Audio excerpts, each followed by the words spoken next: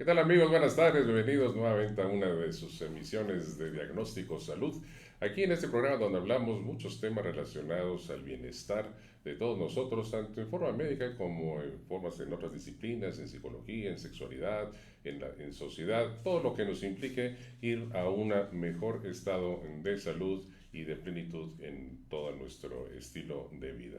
Y precisamente refiriéndonos a esto de estilo de vida, pues ya saben todos ustedes, lo hemos vivido en carne propia en estos 3, 4 meses de confinamiento que tenemos, pues eso ha mermado mucho nuestra calidad de vida, nuestro estilo y formas de irnos adaptando a esto que nos han impuesto por diferentes razones. Y por eso tenemos hoy de invitados a nuestro psicólogo Francisco López. Bienvenido al Muchas estar aquí gracias, con doctor. nosotros. Vamos hoy a hablar sobre un tema interesantísimo y que está aquí de boga, que es lo que es el síndrome de la cabaña, ¿verdad? Así es, doctor. Nuevamente bienvenido Francisco y platícanos un poco a qué te dedicas. Muchas gracias, doctor. Al contrario. Gracias a todos. Bien, mi formación profesional es licenciado en Psicología Social. Okay. Actualmente trabajo en el sector educativo, trabajo en una preparatoria.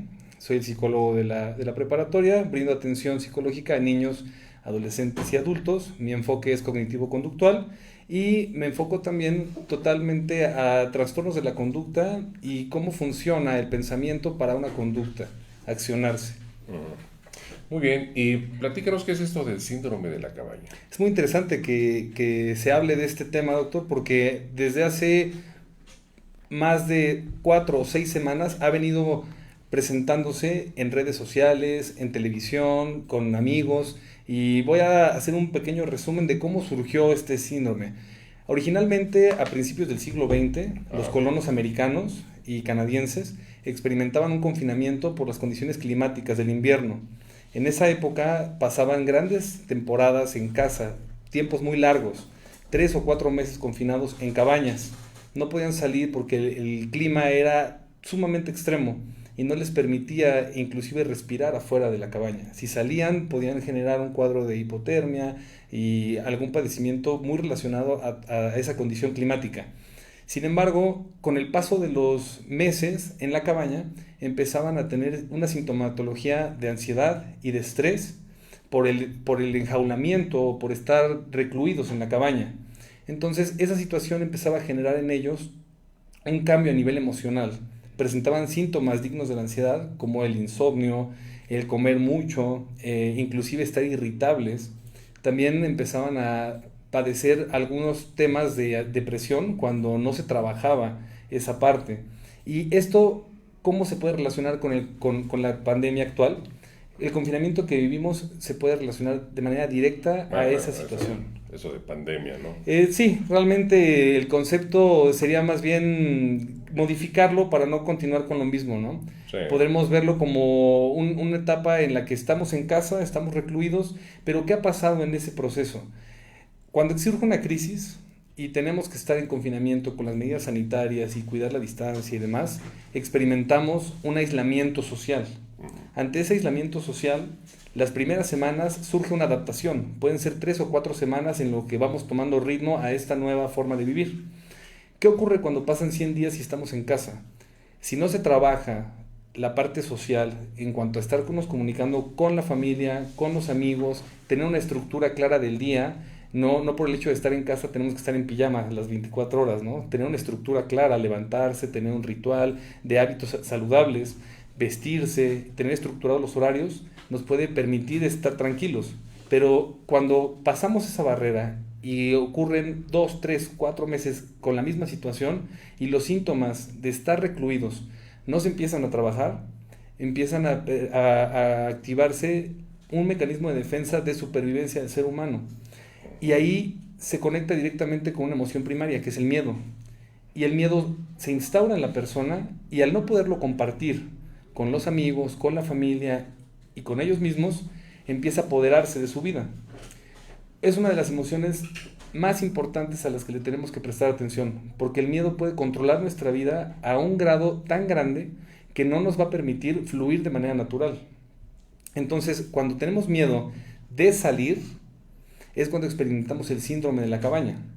El hecho de no poder salir sin sentir esa emoción y estar limitándonos a reintegrarnos de nuevo a la forma en la que vivíamos hace 4 meses, porque si citamos en enero cómo estaban las calles, cómo estaba la ciudad, cómo todos teníamos una vida normal, es otro panorama. Pero actualmente nos tenemos que readaptar a salir. ¿Y de qué forma podemos hacerlo? Primero que nada, tomando las medidas necesarias, identificando lo que sentimos. En psicología se conoce mucho como la expresión emocional. Se dice que si no expresas las emociones, puedes empezar a acumularlas y en algún momento explotar. Y personas que tengan tendencia a sufrir ansiedad pueden sentir de manera más profunda todo esto del síndrome de la cabaña. Bien, es lo que dices ahorita en cuanto a las emociones. Fíjate que, pues, todas las enfermedades tienen un fin emocional. Finalmente, esa es la realidad en donde nos enfermamos porque siempre va a haber un trasfondo emocional. Yo te lo que estás comentando, cuando hay ese miedo y no se expresa o cualquier emoción que nos empieza a atorar, es una energía vital que se está gestando dentro de nuestro cuerpo. Recordemos que nuestras células están formadas de energía, somos energía pura. Y esa energía empieza a gestarse, empieza a formar determinada ciclo de Hertz, de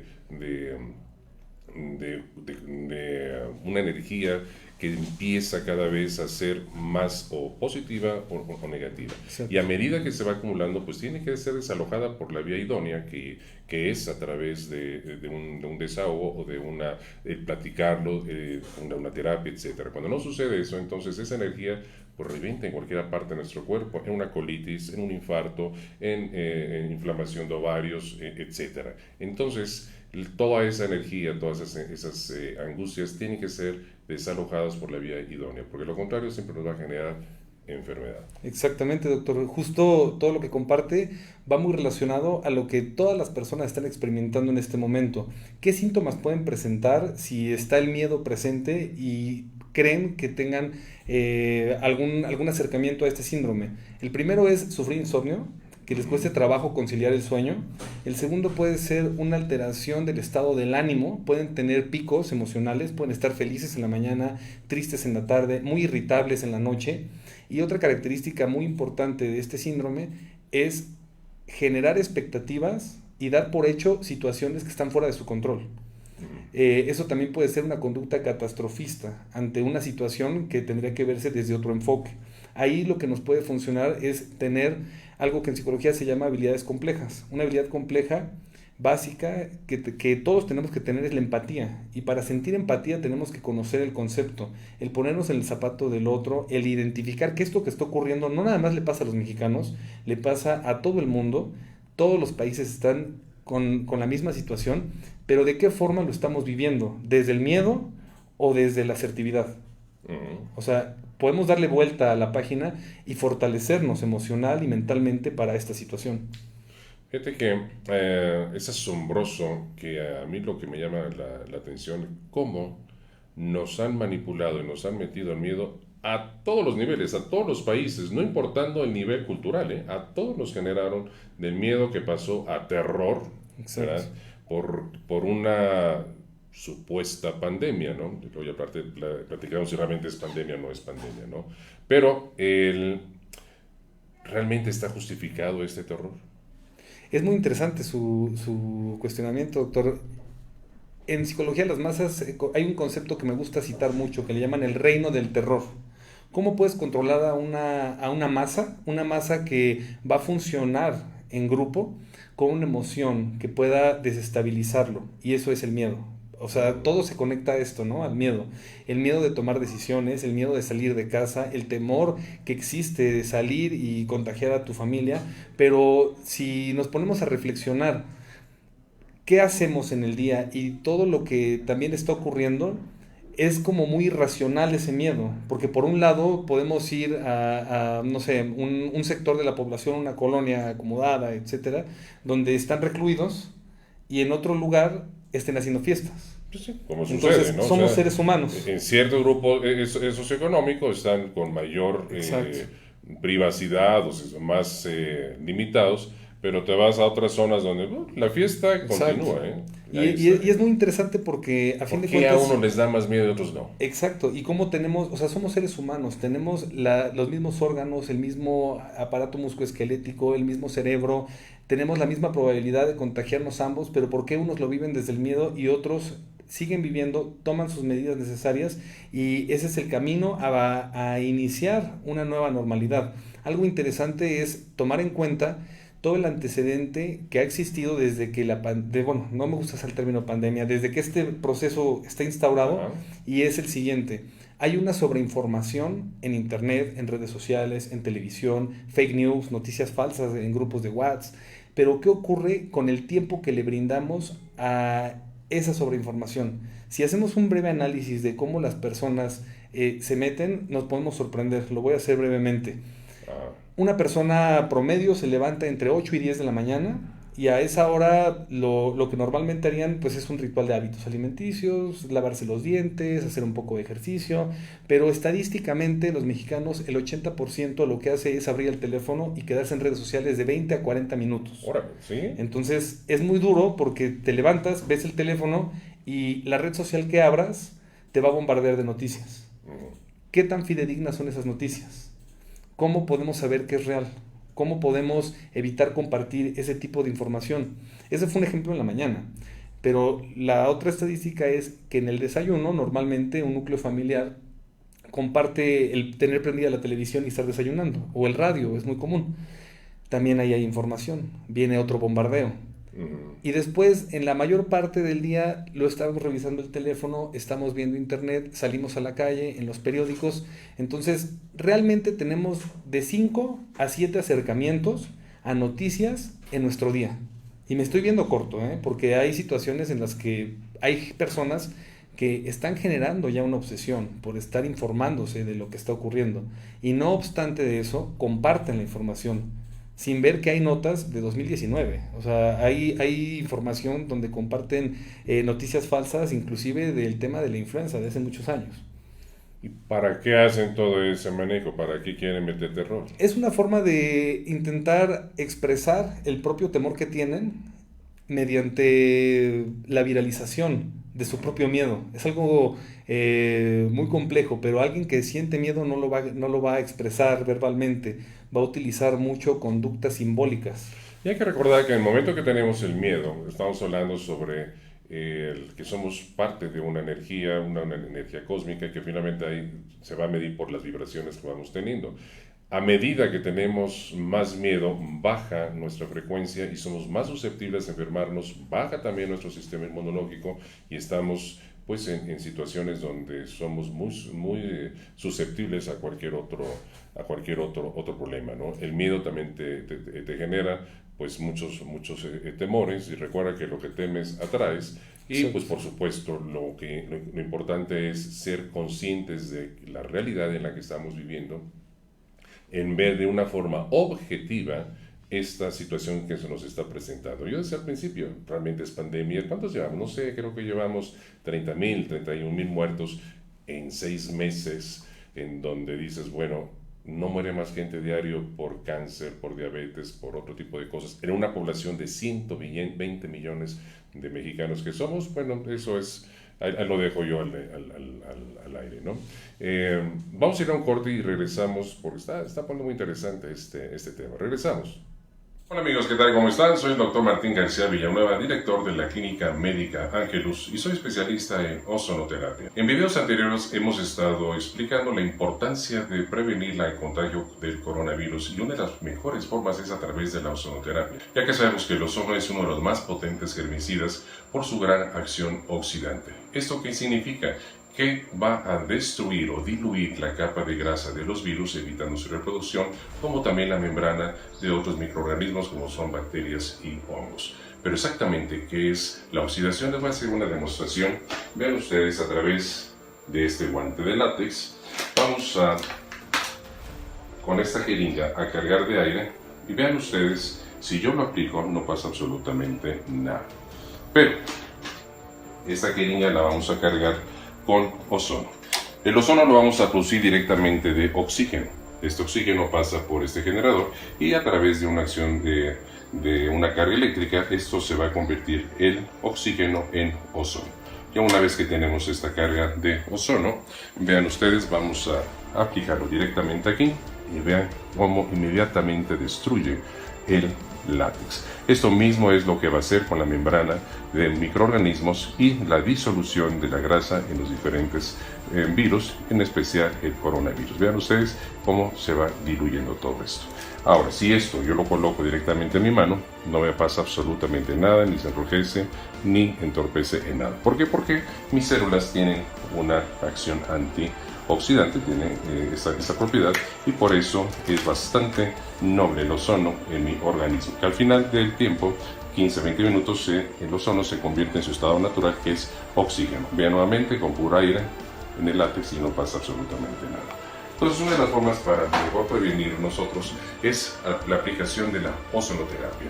Para eso les recomendamos venir aquí al consultorio para la aplicación directa del ozono, o también la toma de cápsulas que tenemos con ozono, que también les va a dar mayor protección. Y para todas aquellas personas que están en contacto con mucha gente, lo que podemos hacer es la aplicación del aceite ozonizado, una gota en cada fosa nasal, y como estamos oliendo el ozono, va a evitar que el virus pueda entrar en nuestro organismo. Les invitamos a que nos llamen para mayor información. Estamos en el 51 19 0243 y con mucho gusto los vamos a atender. Gracias. Ya lo probaron en China e Italia y ahora un hospital de Ibiza está experimentando tratamientos con ozonoterapia. Evita que los pacientes de coronavirus sean intubados y han visto que mejoran notablemente. Este hospital de Ibiza es el primero en España en utilizar una nueva técnica, la ozonoterapia, para tratar a 4 pacientes que tienen COVID-19. Sergio es el primero que se ha sometido a este tratamiento en nuestro país. Me costaba un poco respirar cada vez más y bueno, me ponía el oxígeno y me molestaba y estaba muy nervioso por eso. Con 49 años estaba a punto de ser ingresado en la UCI. Todo indicaba que iba a tener que ser intubado, pero tras las primeras sesiones de ozonoterapia, su pronóstico mejoró notablemente. Sorprendentemente, la mejoría fue muy inmediata, hasta el punto de que por la tarde ya no requería concentraciones de oxígeno a través de mascarillas, sino que ya se manejaba con unas gafas nasales. Como ven, se administra por vía intravenosa con este dispositivo especial que evita la embolia gaseosa. Porque yo ya ahora me encuentro bien, salgo a la terraza, como, me ducho, estoy bien aquí. Esta técnica pionera se ha probado ya en países como China o Italia, donde en las últimas semanas han obtenido resultados esperanzadores. Gracias a la ozonoterapia, en Italia, de 36 pacientes con coronavirus, solo 1 tuvo que ser intubado. Es una reducción del 80% en la tasa de pacientes intubados y una esperanza para mejorar las muertes y acortar los tiempos de ingreso. Esto supondría una descongestión de las UCIs y una menor presión en el sistema sanitario. Desde la Sociedad Española de Ozonoterapia. Ya estamos de regreso, amigos, con estas 2 cápsulas que pusimos. ¿Qué tal? Qué interesante, ¿verdad? En el cual pues tenemos muchas formas de poder solucionar y prevenir este problema de esta crisis, de este miedo en el que está la gente. Y yo algo que yo he estado observando es que en ningún país, incluyendo México, cualquier otro país, han hecho una publicidad o propaganda de prevención hacia el contagio del coronavirus. El usar cubrebocas, el estornudar aquí, el usar los tapetes, todo eso son medidas de protección, más no de prevención. ¿Cuáles son las medidas de prevención? Pues tan fácil. ¿Qué fue lo primero que nos dijeron? Si tienes síntomas de COVID, vete a tu casa para que contamines a todos. Te tomas el acetaminofén, que no es suficiente, y una vez que estés grave te vas al hospital para que te entuben y pues ya a ver cómo te va por ahí, ¿no? Eso no es lo correcto. Si empiezas con síntomas, te vas a tu casa y lo primero que hay que hacer, como sabemos que el virus entra por vía nasal, pues, y como lo hacíamos a la antigua, haz nebulizaciones, pon a hervir agua, ese vapor de agua está a más de 70 grados y eso va a diluir la capa lipídica del virus y va a evitar que se propague y que siga su evolución. Entonces, hacer las nebulizaciones con agua, es agua caliente, la sacas, respiras ese vapor, le puedes poner Vivaporub, le puedes poner té de manzanilla, puedes ponerle té de eucalipto. Entonces, es una de las formas como podemos nosotros, si empezamos con esos pequeños síntomas, inmediatamente ir a ver esta situación. 2, usar los antiinflamatorios, que es muy importante. Si estás tosiendo, estornudando, pues un antitusígeno o un antigripal para que no estés contaminando a los demás, y un antibiótico para evitar problemas de neumonía. En lo personal, se los estoy comentando, he tenido varios pacientes sintomáticos y asintomáticos, pero sí positivos, y ¿qué creen? 2 días, 3 días y están perfectamente bien. Entonces, es una enfermedad, existe el virus, por supuesto. Es un virus que hay que respetarlo, pero no hay que temerlo. Entonces, es una enfermedad como cualquier otra, como cualquier enfermedad, si se trata a tiempo, puede ser curable. Y en este caso, vemos que ya empieza a disminuir mucho la tasa de infección de esta enfermedad, por todas estas medidas de precaución. Ahora, si no tienes ningún síntoma, pero tienes miedo de salir, como vimos ahorita en el video, pues la mejor forma y la mejor vacuna que tenemos es: come agua, toma suficiente agua, estimula tu sistema inmunológico comiendo frutas, verduras, alimentos alcalinos como es el aguacate, la piña, el mango, el aguacate, que son alimentos muy alcalinos. Y hace ejercicio. Que no podemos salir, pues tenemos que salir. ¿Por qué? Porque necesitamos la vitamina D del sol. Y sobre todo, el hecho de que nosotros podamos tener un mayor ejercicio, mayor control de nuestro sistema inmunológico, con un sistema inmunológico apropiado, no te enfermas de absolutamente nada. Y si lamentablemente tienes los síntomas, hay tratamientos a corto tiempo para poder prevenir cualquier complicación.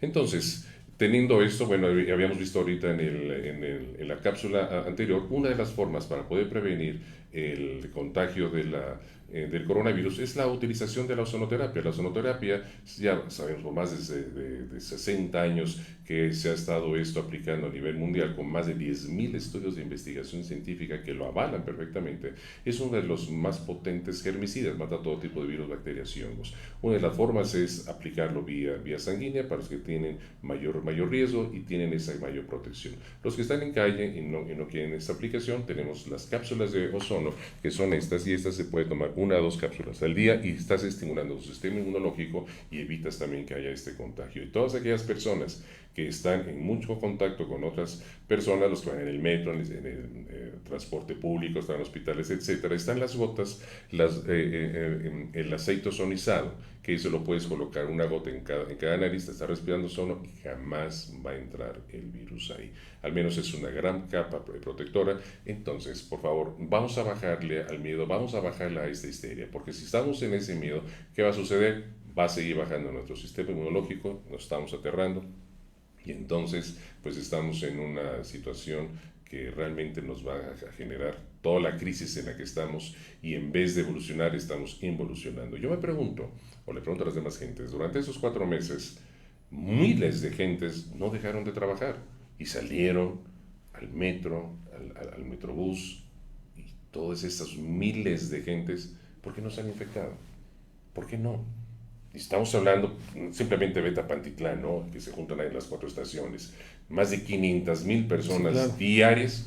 ¿Por qué no se han enfermado? Pues porque salen, porque se alimentan, pues porque están en otro ambiente, ¿no? Entonces, a mayor miedo, pues entonces vamos a lo que es el síndrome de la cabaña. Pero ¿qué más está pasando o cómo se puede prevenir cuando ya se está en esa convivencia dentro de la familia? ¿Cómo ser más amable o menos perjudiciales para no llegar a esos estados de depresión? Claro, lo primero es generar un acercamiento con las personas, con los miembros de la familia que estén experimentando alguna reacción, algún síntoma, de una manera amigable, de una manera amorosa. El amor es una frecuencia muy fuerte, y dentro del núcleo familiar tenemos la capacidad de acercarnos de una manera más tranquila y de una manera más natural, por así decirlo. Ahorita que lo dices el amor, estamos hablando de que el miedo nos baja la frecuencia y eso nos hace vulnerables. A través del amor subimos nuestra frecuencia. Exacto. Y entonces tenemos mucho más protección. Sí, sobre todo el amor es una energía que la tenemos en el centro de nuestro ser, de nuestro cuerpo, la tenemos instaurada en el momento. Somos seres de amor, pero se nos ha olvidado. Exacto, en el momento en el que estamos en el vientre de la madre ya somos amor puro. En el momento en el que nacemos y compartimos con nuestros papás, con nuestra familia, empezamos a convivir con esta energía. Entonces, no es una energía que desconocemos, es una energía que ya tenemos y socialmente vamos perdiendo la capacidad de experimentarlo y expresarlo. Y además que a través de la sociedad, la familia, la escuela, la misma comunidad nos va metiendo miedos, ¿no? Exacto, y es muy interesante adentrarnos al tema del amor porque cuando somos pequeños es más fácil acercarnos a nuestros padres, a nuestros hermanos, a nuestras hermanas y decirle te quiero, te amo, abrazarlos, darles un beso. Pero, a ver, quiero hacer la prueba. Díganle a un adolescente de 18 años que se acerque, le dé un beso a su papá o que le diga que lo ama, sin que se sienta avergonzado o sin que le cueste trabajo expresarlo.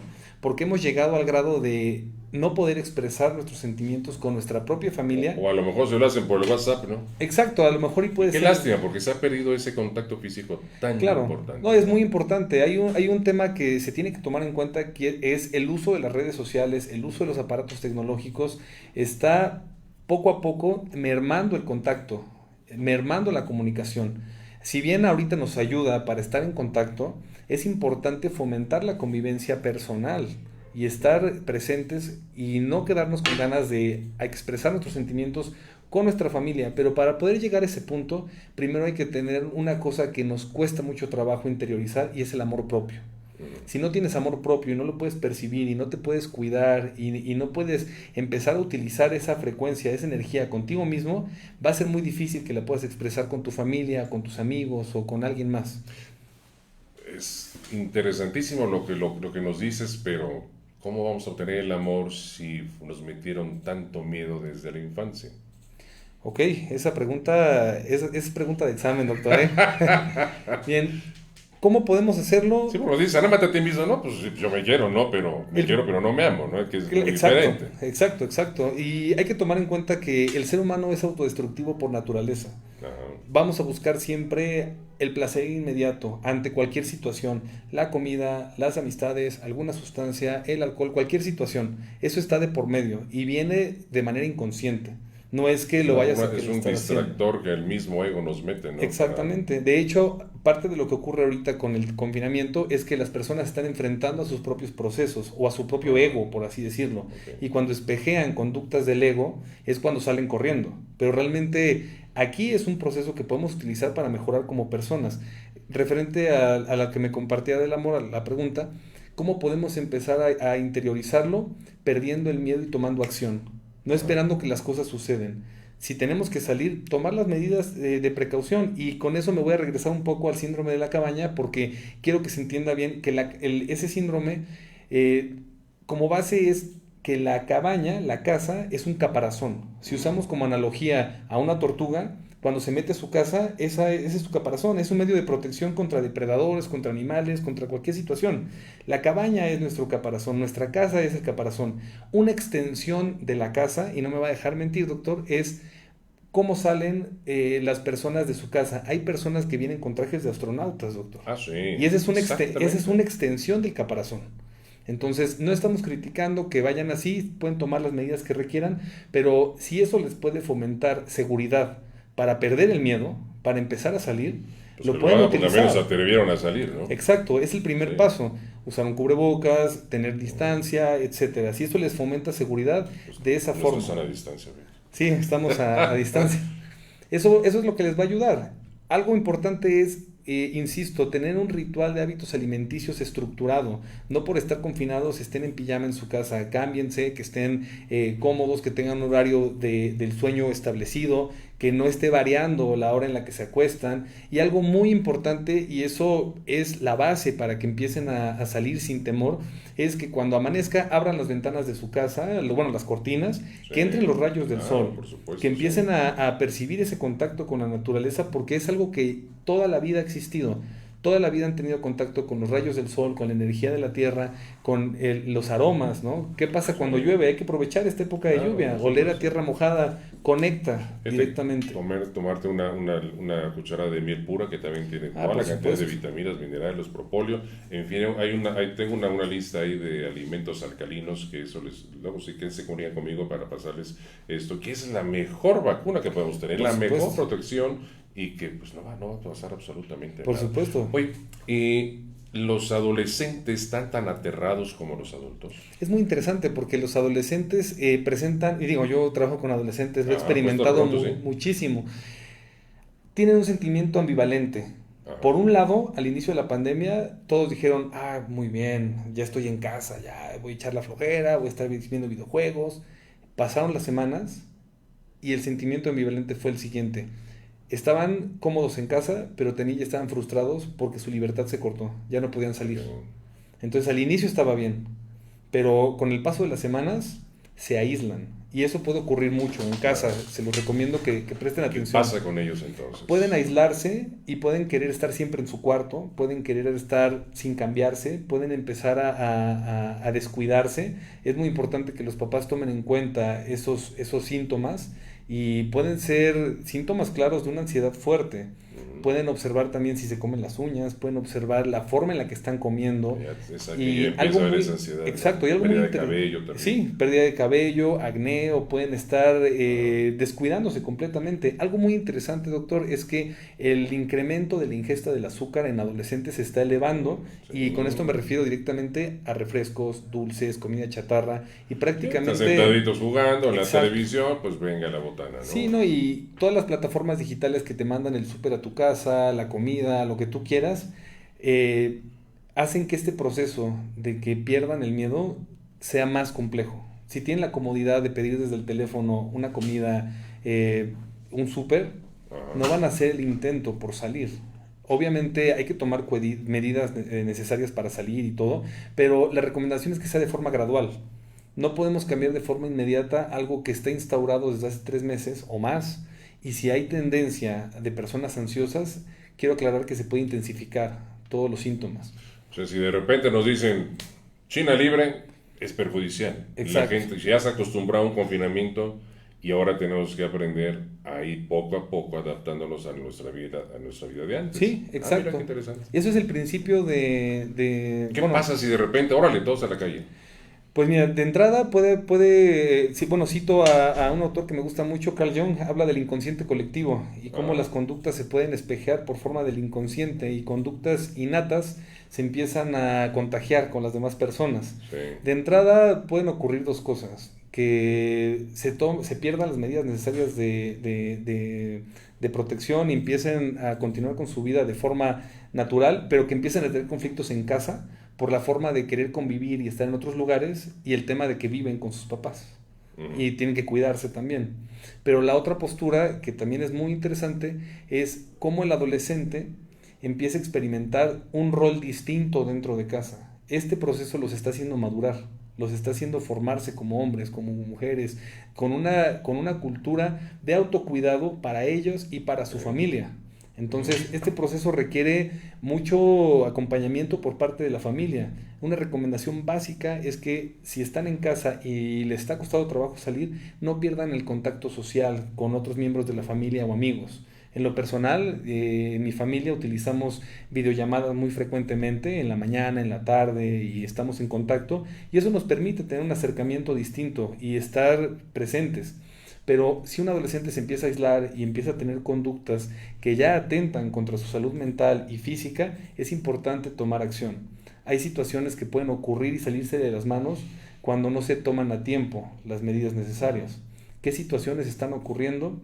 Pues desgraciadamente es alto el índice de personas que pueden generar autolesión, que pueden tener pensamientos y rasgos depresivos fuertes, pueden tener alterado el ciclo circadiano del sueño y pueden en la noche estar despiertos y en la mañana dormir todo el día, y desgraciadamente pueden tener mayor predisposición a consumo de sustancias, ¿no? Entonces hay que tomar en cuenta que si no se presta atención, cuando el problema ya esté fuerte, no lo van a dejar de hacer de la noche a la mañana, ¿no? Como nos llevó tiempo el confinamiento también de esta misma forma, ir poco a poco ir soltando, ¿no? Pero si hay la recuperación total. Sí, por supuesto. Sí, ¿no? Hay que tomar en cuenta que el principio de la intervención en crisis es el siguiente. Una crisis es un evento desestabilizador de la forma de vivir de una persona. Y ese evento desestabilizador desarticula el contacto social, la forma en la que viven, y requiere un proceso de adaptación de 4 a 6 semanas. Ahorita nos adaptamos a estar en casa. Ya estamos adaptados a estar en el caparazón, estar en el refugio. Ahorita tenemos que vivir ese proceso de adaptación para salir a la calle. Ok. Estamos hablando ahorita de toda esa adaptación de los adolescentes y qué hay con los adultos, ¿no? Pues híjole, los Ya adultos... ves que muchos sí, dicen, sí, yo claro. no conocí a mi esposa hasta ahora que estoy aquí, o viceversa. Claro, ¿no? claro, es muy común que... Creo que en China ya también, por eso decía, ¿no? Que había una gran cantidad de solicitud de divorcios, ¿no? Por supuesto, es muy común ¿Qué pasa que... ahí entonces en esa relación con la pareja? Pues es muy común que empiecen a haber conflictos a nivel pareja, puntos de vista distintos. Muchas veces esto puede estar relacionado a la pérdida del control de una situación, el ceder, pero lo más importante es mantener una línea de respeto y tomar distancia aunque estén en casa.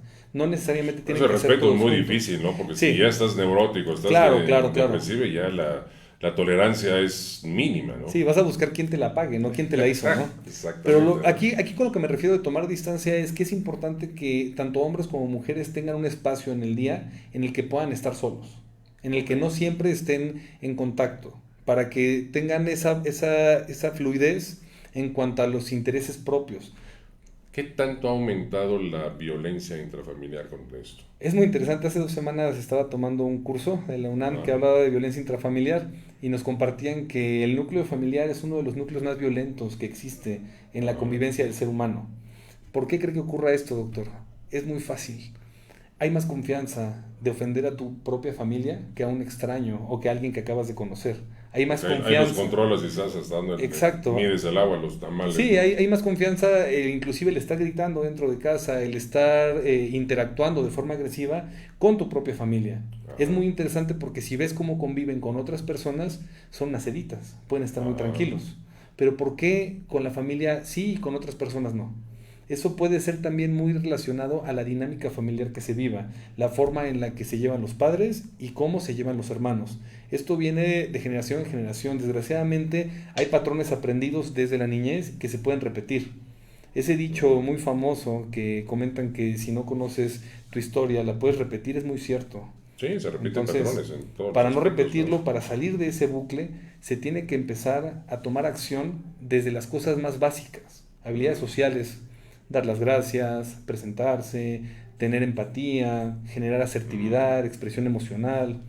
Entonces, algo que también puede funcionar es el ejercicio dentro de casa con la familia, actividades recreativas, artísticas también. Un acercamiento al arte es muy bueno, inclusive para niños, hacer los trazos. Hay una gran cantidad de juegos que se están haciendo, ¿no? Pero como qué juegos son los que puedes recomendar. Porque además es una gran oportunidad para que padres que no conocen bien a los hijos, pues al menos estén midiendo en qué condiciones están. Claro. ¿no? Porque una cosa que llegan de escuela y se comportan de una forma, pero no sabemos realmente cómo es. Sí. Y creo que se trata de una extraordinaria oportunidad para poder los papás que se pongan las pilas, en vez de que se encierren en ver sus novelas o lo que tengan que ver, es la oportunidad para acercarse, ¿no? Hablamos de la falta de amor entre la familia, ¿no? Exacto. ¿Qué tipo de convivencia puede Pues haber? a mí me gusta mucho que los papás trabajen con los niños, una dinámica que en lo especial yo lo utilizo mucho con los niños pequeños, que se llama traza tu destino.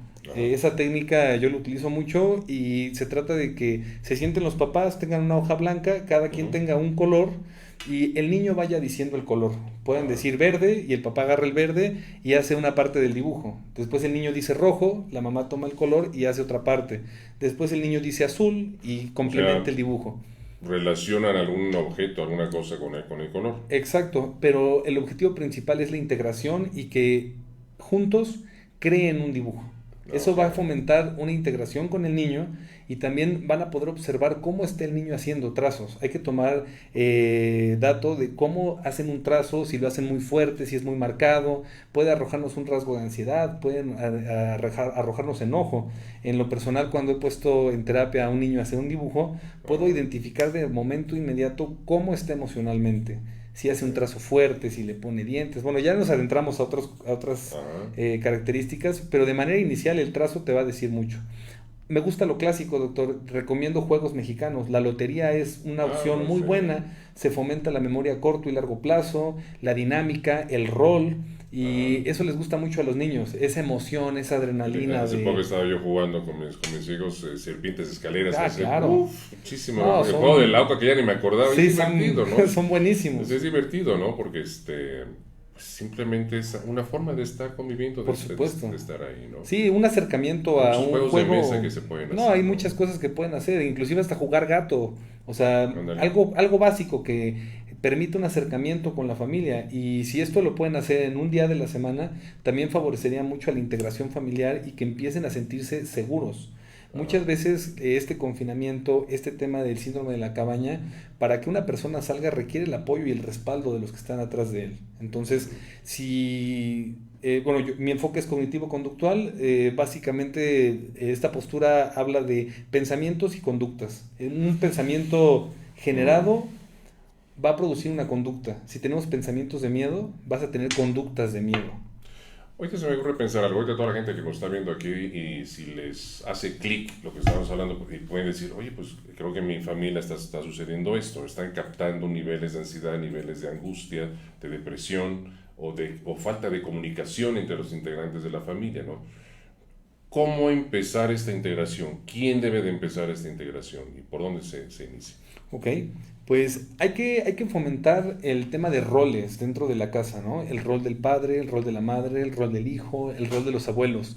Realmente este concepto de los roles en la familia mexicana está totalmente mezclado. Podemos ver por un lado a la abuelita tomando el rol de la mamá, al papá tomando el rol inclusive del hijo menor con la esposa, a la esposa tomando el rol de la abuela. O sea, puede ser una mezcla fuerte.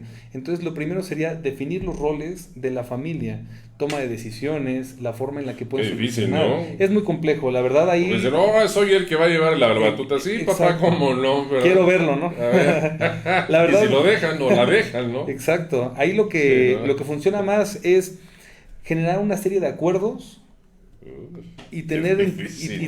Sí, no, es muy complejo esto, pero... Pues sí se necesita llegar a acuerdos, ¿no? A ver, vamos a llegar a acuerdos y respetar esos acuerdos, ¿no? Claro, tal vez un ejemplo, cuando tienen que decidir qué comprar para comer, ¿no? A lo mejor el esposo quiere pizza y la mujer se le antoja sushi. Ajá. ¿Quién ganaría ahí? O sea, de entrada sería una discusión fuerte, ¿no? El esposo se puede comer cualquiera de las dos le gustan. Pero ¿qué pasa si a la esposa no le gusta la pizza? Pues sushi, ¿no?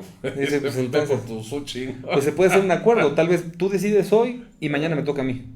Okay. ¿No? O sea, que sea algo equitativo. Tener la facilidad o al menos la intención del diálogo y de la concordancia, ¿no? Por supuesto. De que haya esa flexibilidad, ¿no? Sí, y tomar en cuenta también la opinión de los hijos. Muchas veces los hijos te están dando mensajes todo el tiempo, te están expresando, te están quizá con su lenguaje corporal, con sus acciones, pidiendo algo. A lo mejor y puedes estar en la sala viendo el partido y tienes a tu hijo al lado de ti y él lo que quiere es convivir contigo y no lo ves.